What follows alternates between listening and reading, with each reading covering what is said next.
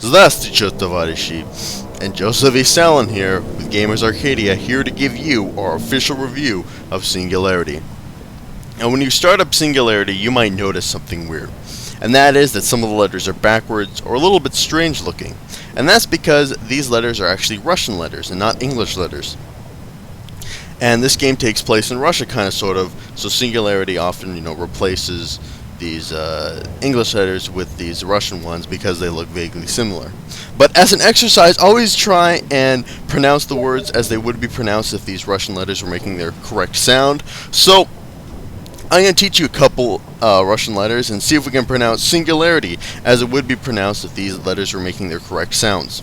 So first off, you can see the backwards N, which is actually the Russian letter for E. Moving on, you can see a little bit strange looking A, that's actually the Russian letter for D. And right next to it is a backwards R, and that is the Russian letter for Ya. So Singularity would actually be pronounced something like Singularity. At any rate, I digress. Let's talk about the game. And I was thinking about the best way to describe this game to people. And the best way I could think of is, you remember that scene from Indiana Jones and the Last Crusade where that guy turns into a skeleton in front of all of our faces and it scarred all of our childhoods? Well, have you ever wanted to play a game where you could do that to virtually every human being you saw? Well, you sick SOB, your game has finally arrived, in the form of Singularity. But beyond giving you sort of a Skeletor creation device, Singularity is a first-person shooter with suspense and survival horror elements mixed into it. You can definitely tell that it takes some nods from other shooters, most predominantly BioShock, considering that there are audio logs strewn about the base, giving you sort of insight into the individual stories about what happened to the people there. You also have on your other hand sort of a power source that lets you do all these interesting things. But that's not to say that Singularity doesn't give off its own vibes and doesn't have its own genuinely suspenseful and creative moments. The plot of Singularity has you in the role of some faceless, voiceless, generic American soldier. And the Americans believe some kind of Russian tomfoolery is up on this island called Katorga 12 off the coast of Siberia. And when you arrive there, you find that the Russians have discovered some kind of new element called E99, which is essentially more powerful than any other element that man has known. You also find that the island is abandoned. But you end up getting transported through time to a time when the island wasn't abandoned, everything's on fire, you're trying to save people from the fire, and you end up saving one man who utilizes this E99 to conquer the world and become the supreme dictator of the entirety of the world. So, because this guy should have died in the fire, you now have to go back in time and right the wrongs you have created by saving this man. But, plot twist, the Russians aren't the only evil enemies you have to deal with. There is also a race of super mutants on the island that also intend to tear you limb from limb. I will perfect my own race of people. A race of atomic supermen which will conquer the world. Actually, that's not really true. The super mutants are kind of a horrible, horrible byproduct and not really meant to conquer the world. But anyway, I find Singularity's plot kind of amusing. It kind of reminds me of that Simpsons episode where Homer goes back in time, steps on a daisy, and suddenly the reality that he once knew and loved is horribly altered and skewed. But beyond that, Singularity's plot is really nothing special, but it will keep you pushing forward through the duration of the game. Now, Singularity is a first-person shooter, and when it comes to first-person shooters, I believe the feel of the guns is a very critical part of gameplay. Do the guns have a nice weight to them? Do they feel good to shoot? And overall, is it satisfying to just shoot stuff in the face? And the answer with Singularity is kind of a mixed bag. Most of the pistols and assault rifles feel really weak, they feel like toy guns, not a lot of fun to use at all. However, the shotgun they have in the game is just a blast. I just love going in front of super mutants and shoving the shotgun barrel in their face and blowing them away. Good stuff! But Singularity also gives you a few new interesting toys to play with. Most of these weapons have been modified with the element E99, giving them unique properties. For example, there is one weapon which allows you to guide explosive bullets into the heads of your enemies.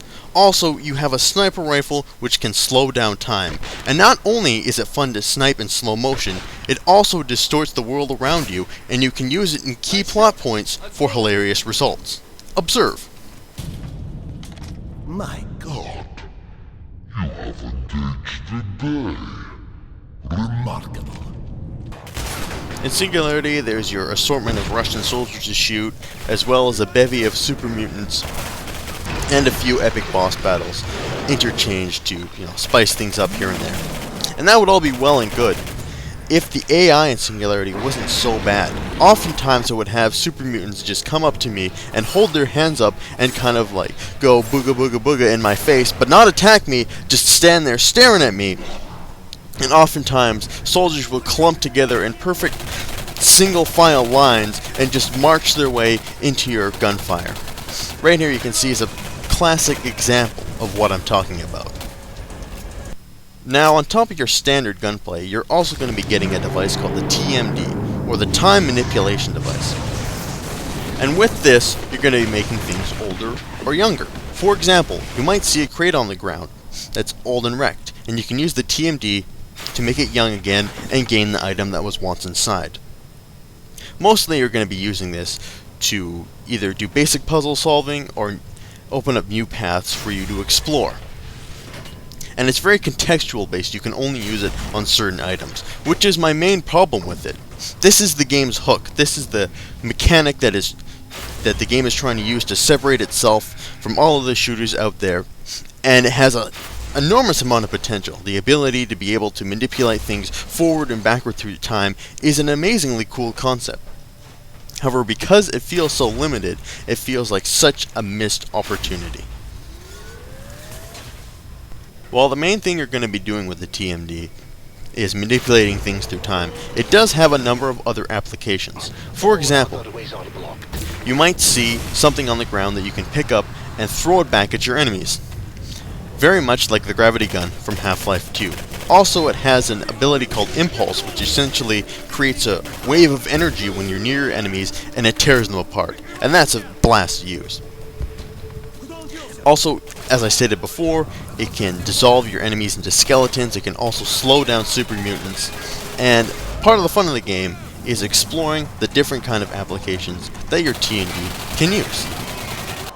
Overall, graphically Singularity looks pretty good, but I get the feeling that if this game had come out 2, maybe 3 years earlier, it would have looked fantastic. Some of the textures look a little bit blurry and dated. Sometimes they take a while to load in, sometimes the character animation is a little bit wonky, and sometimes, the facial structure is a little bit off too, but Singularity really nails the kind of art style and tone that they're looking for. There are some truly awesome looking set pieces in this game, but what steals the show of Singularity is not the graphic or art design, but the sound design. Because you can sometimes step into a room and hear the cries of human beings and the roars of monsters, and you have no idea where it's coming from, and it sounds like it's right up beside you, and then suddenly there's something attacking you, and you didn't know it was there. And it's great. It just does a good job of pulling you into this atmosphere and really, making you feel like you're this lone soldier stranded on this island, fighting for his life against all odds. And this game is really best played with a pair of headphones in the dark, as I played it. But there is one critical flaw in the sound design, and that is the voice acting. The voice acting is terrible. It sounds like a bunch of white Americans gathered together in a room trying to do a Russian accent. And that kind of stuff is nails on a chalkboard for me. Seriously, we here in North America cannot do Russian accents. You want to hear a Russian accent? Go listen to Vadim's videos. Maybe he should have done the voice acting for these games. Salute comrades and welcome back to Let's Play Hearts of Iron 3. My name is Vadim, and did you hear the famous game speak? I really hate it when the game can't decide whether or not it's going to be in Russian or English, because sometimes the guys speak Russian and other times the guys speak English. Greetings, esteemed colleagues and members of the Politburo. Why is he addressing the Communist Politburo in English? Before I wrap up, I just want to quickly mention there is a multiplayer mode in Singularity. I didn't play it, therefore I can't comment on it. Singularity is not an amazing game by any means. It's not going to revolutionize the gameplay experience or melt your face off. But it's certainly not a bad game either. If I were to give Singularity a one-word review, I would say it's solid. So if you're looking for a solid first-person shooter with a few unique elements and twists in it to pass by the lazy summer months, I would say rent or pick up Singularity. If that's not your thing, you can certainly pass it by and not lose any sleep over it. So, as a grade, I'm going to give this game a solid B. It's not great, but it's certainly not bad either. So I hope you guys enjoyed this review. I would encourage you guys all to join our community over at Gamers Arcadia. Also, we encourage user content greatly, and if you've got a video review or article that you want to write, please certainly send that over to us and we'll post it on the front page. Anyway, this is going to be Joseph Viswanovitz-Salin, signing off for now, and you guys take care.